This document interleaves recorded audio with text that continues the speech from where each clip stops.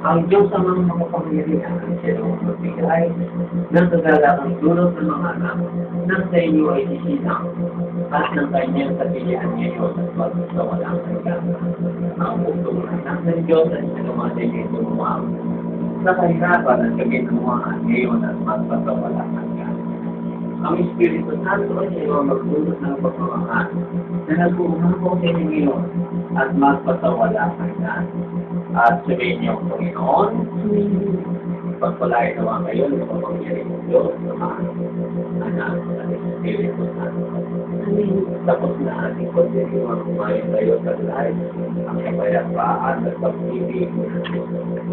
Salamat sa Diyos. May kiss to bright. Dali, wala pang kiss. O, taga na. O, tawa na. Okay, clear mo ngayon.